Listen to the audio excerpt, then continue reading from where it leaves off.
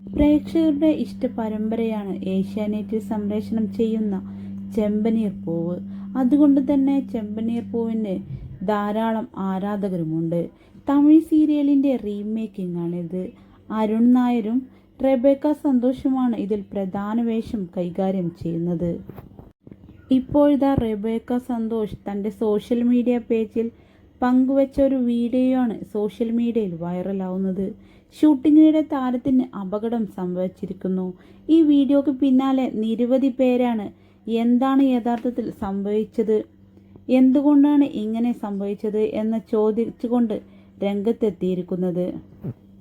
ഷൂട്ടിങ്ങിനിടെ സ്റ്റെപ്പിറങ്ങുമ്പോൾ തെന്നി വീണ് കാല് ഫ്രാക്ചർ ആയതാണ്. 4 ആഴ്ചത്തെ റെസ്റ്റാണ് ഡോക്ടർ പറഞ്ഞത്.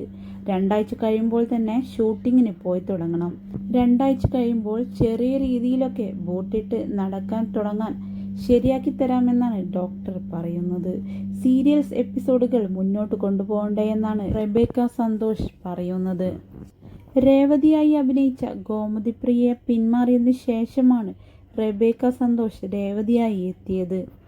ഗോമതി പ്രിയ ഇല്ലാത്ത ചെമ്പനീർ പൂവ് ഇനി കാണില്ല എന്നാണ് പ്രേക്ഷകർ പറഞ്ഞിരുന്നത്. സച്ചി രേവതി കോംബോ അത്രമേൽ ജനങ്ങൾക്ക് പ്രിയപ്പെട്ടതായിരുന്നു. എന്നാൽ തൻ്റെ അഭിനയ മികവ് കൊണ്ട് തന്നെ പ്രേക്ഷകരെ ആരാധകരാക്കി മാറ്റാൻ റെബേക്ക സന്തോഷിന് സാധിച്ചു.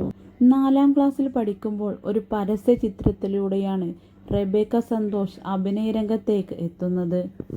2011 ഏഷ്യാനെറ്റിൽ സംപ്രേഷണം ചെയ്തിരുന്ന കുഞ്ഞിക്കോണൻ എന്ന സീരിയലിൽ ബാലതാരമായി അഭിനയിച്ചു. പിന്നീട് തിരുവമ്പാടി തമ്പാൻ പോലുള്ള സിനിമകളിൽ ചെറിയ വേഷങ്ങൾ കൈകാര്യം ചെയ്തു. നിർമാതളം, കസ്തൂരിമാൻ, കളിവീട് എന്നീ സീരിയലുകളിലും പ്രധാന വേഷം കൈകാര്യം ചെയ്യാൻ റെബേക്ക സന്തോഷിന് സാധിച്ചു.